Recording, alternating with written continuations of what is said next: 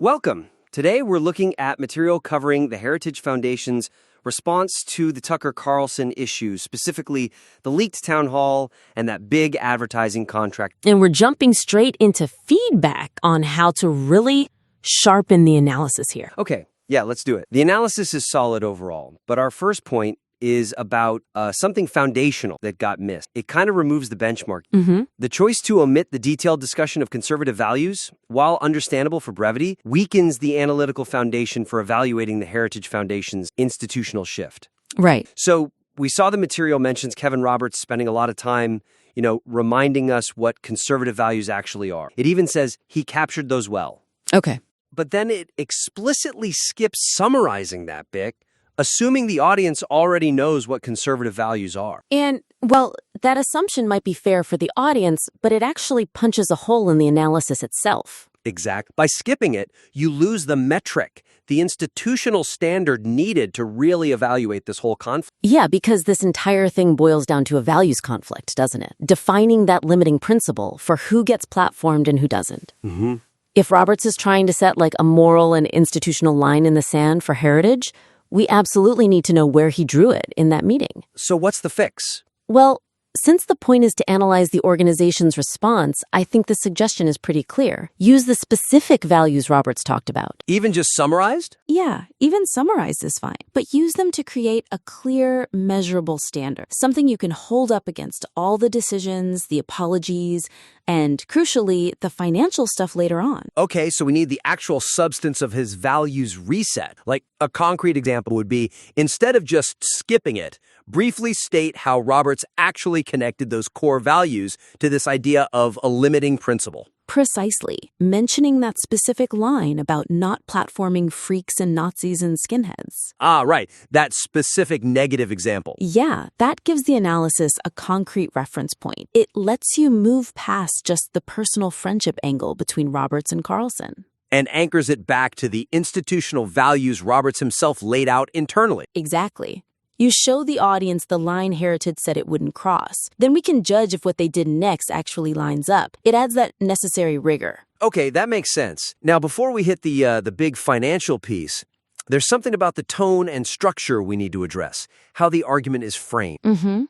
To enhance the perceived objectivity and rigor of the analysis, the host's strong subjective assessments of Roberts' character should be delayed until after the structural and financial facts have been presented. Okay, I see where you're going. Yeah, the commentary jumps in almost immediately with pretty strong personal opinions like, I think that he took it like a man, or wanting to give him the benefit of the doubt. Right at the beginning. Right at the top. And this is before we even really understand the full institutional mess. The staff unhappiness, people calling for him to resign, and definitely before the whole contract angle is clear. And starting with that personal take, that empathy, it kind of risks undermining the analysis's credibility later on, doesn't it? How so? Well, you want the listener to feel like the final judgment on Roberts' actions is, earned through objective analysis, not like it was decided up front based on how you felt about him personally. So, establish the facts first. Exactly. If the goal is a robust, challenging analysis, you need to lay out the severity of the institutional context before you weigh in on his character. Okay, so the suggestion is? Basically, hold back on the personal judgment. Keep a more neutral, synthesizing tone when you're first describing what Roberts admitted to. Like admitting he mixed up friendship and the job, or misused that venomous coalition phrase? Right. Let the weight of the situation, the staff demanding he resign, the looming non-disparagement clause, let that build the framework first, objectively. That builds tension, too. Then, only after laying all that out, then you can bring in the subjective assessment of his conduct. That line about him saying, I love you, brother, took your advice, I'm staying, that works much better as a conclusion to the analysis, not the starting point. Okay, concrete example. Focus purely on the facts initially. What did Roberts actually say? Quote the key bits, like, I should have said that there was a limiting principle. Detail the specific institutional pushback the resignation calls. Mention Mike Gonzalez defending him, maybe? Sure. Present the different sides factually. This makes sure that when you finally offer your take on his personal accountability, like whether he took it like a man, it feels grounded in everything you've just shown us. You have to show the pressure he was under objectively first. Precisely. It makes the final judgment much more powerful. Got it. That's a significant shift in how the story unfolds. Okay, now let's get to what feels like the real engine driving this whole thing, the money and the legal constraints, which right now comes way too late. Yeah, this is a big one. The critical, highly actionable theory regarding the advertising contract's non-disparagement clause is introduced too late and then analytically abandoned, robbing the material of its most original and compelling angle. Couldn't agree more. The way it's written now, the details of that, $1.2 million contract, the 12-month term, the non-disparagement forever clause, and the whole theory about an intentional... Yeah. It all gets dropped in right at the very end, almost like an afterthought, an interesting twist. Or a factoid. Exactly, like a factoid, and then, crucially, the analysis just stops. It basically says, let that be out there without comment. Let it simmer. Which is just letting your strongest, most original insight just wither on the vine. It's maddening. Okay. So why is it so important? Because that contract, that legal gag order on public criticism forever, that's arguably the single most important structural piece driving the entire public relations stance.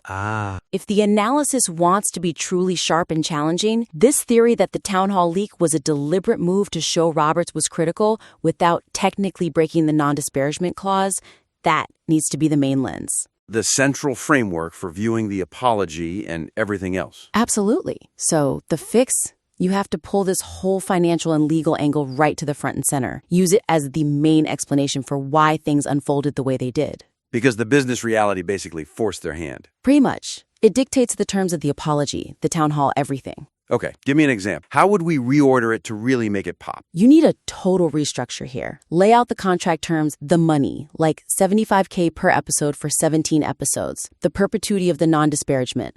Lay that out before you even talk about the town hall leak. Okay. Then the analysis can directly ask, how does knowing about this permanent legal ban on criticism change how we hear Roberts' carefully phrased statement? You know, the one about even when my friend Tucker Carlson needs challenging? Wait a minute. If you put the contract first, the town hall stops looking like just an emotional release or Roberts trying to soothe angry staff. Go on. It becomes calculated, a strategic move, a way to signal criticism publicly, maybe even weaponizing the staff's genuine anger to do it without triggering the legal penalty from the contract. Exactly. That is a much sharper analytical take. Brutal, maybe, but analytically powerful. Wow. Okay. That changes everything. It does. The second you prioritize that contract, the whole narrative shifts. Roberts defending Tucker starts to sound less like heartfelt friendship and more like, well, legally required commercial necessity. Which gives the listener a much more challenging and, frankly, more interesting conclusion to chew on. That's the goal. Make it impactful. Okay, that really refocuses the piece. So let's recap the three main takeaways for sharpening this analysis. First, you need to actually use Roberts' own definition of conservative values from that town hall. Right, bring that values reset in. It gives you the institutional benchmark you need to judge everything else against. Don't skip it. Second, hold off on the strong personal judgments about Roberts' character, like whether he took it like a man. Yeah, build the case first. Lay out the objective facts, the institutional pressure, the financial constraints. Then offer your verdict on this conduct. Builds credibility. And finally, and maybe most importantly, bring that non-disparagement clause and the intentional leak theory right up front. Make it the core of the analysis. Make that contract the analytical engine.